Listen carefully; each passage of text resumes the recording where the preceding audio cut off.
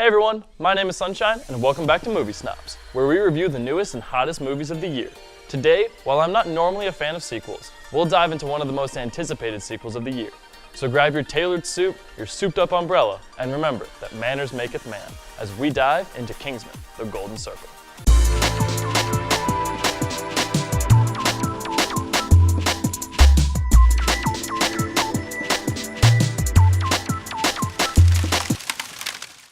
Kingsman, the Golden Circle is a sequel to the highly successful movie Kingsman, where a regular English boy named Eggsy is recruited to join the most elite, non-government affiliated spy organization, the Kingsmen.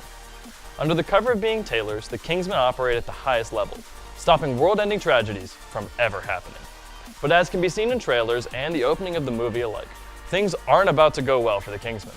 They are wiped out, leaving only a small team left to try to stop whoever it is that took them out. But they need help. They enlist the help of their American cousin organization, the Statesmen. Led by Agent Champagne, played by Jeff Bridges, the Statesmen are a Wild West-esque version of the Kingsmen, swapping British swagger for Southern charm. As your American cousin, we'll be working side by side. What do these do? Hand grenades. It's very American. Yeah, it is. The best part of the marketing for this movie is how little they actually give away. Sure, in a sense, you do see parts of most of the action sequences, as can be expected. But the plot lines explored throughout the movie aren't at all spoiled from the trailers. It was nice to go into a movie without true expectations of the villain, their motives, or any of the subplots that would appear throughout. There were tons of throwbacks to the original movie as well, reminding you of where this all started, but also how the characters we already know have changed quite a bit. Additionally, the cast was excellent. Taron Egerton was spectacular in his lead role. Colin Firth as Galahad had some good points, but I feel his return and his issues should have been better explained and implemented. Once you've seen the movie, you'll understand what I mean. Mark Strong was stellar beyond all belief, and this movie makes me somewhat angry that he didn't have more to do in the original as Merlin. Halle Berry played her role well, and Julianne Moore was excellent. I do have to give major props, though, to Pedro Pascal. He went unnamed in most of the trailers, which I think is a huge disservice. He is a major character in this movie, and plays his role as a statesman perfectly. I'm pretty upset he didn't even get mentioned in the trailers by name, though he is in a fair amount of the clips. This dude killed it, and he deserves credit for that. I mean, just look at what this dude can do. We've got brains, skills, skipping rope.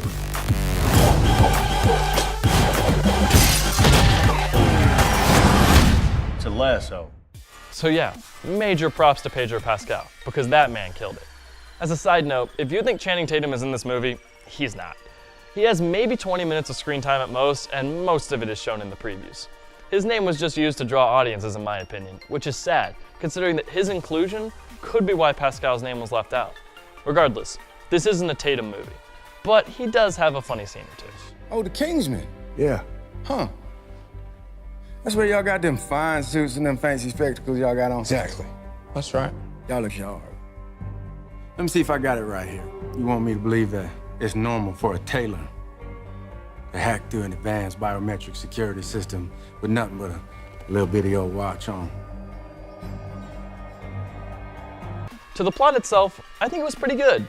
I still don't understand fully the villain's master plan and how it all made sense. And there were a couple plot holes that I don't want to spoil.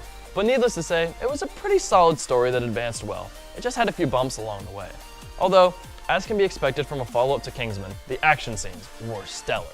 The original became extremely famous for the church scene that was so well done with so few cuts in the action that it deserved the praise it received.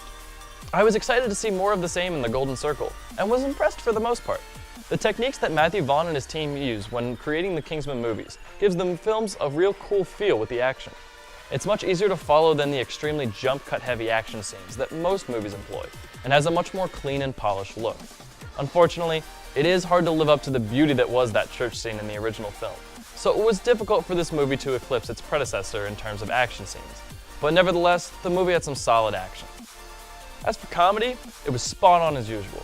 While decently R-rated, the Golden Circle really had a good use for their language, and the jokes were always perfectly timed. The ability to combine stunning wit and stellar action sequences is what makes the Kingsman movies so fantastic. Additionally, Mark Strong's addition as a more front and center character created some fantastic banter between himself and Eggsy. And while the introduction of the Statesman made for some hilarious back and forths that the original couldn't match up to.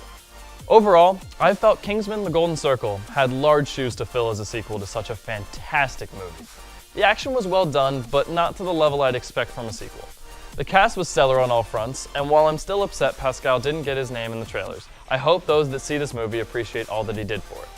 Lastly, the plot was a bit shaky, but did well to at least fuel the transitions from action sequence to action sequence. The Golden Circle truly was enjoyable, and I'll be one of the first in line to see any more of these movies that come out.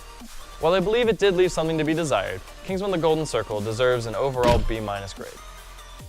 So tell me what you guys think in the comment section below, or tweet me at ZTVGoofingOff with the hashtag MovieSnobs to let me know if I missed something. Unfortunately, that's all for today. My name is Sunshine, and this has been Movie Snobs.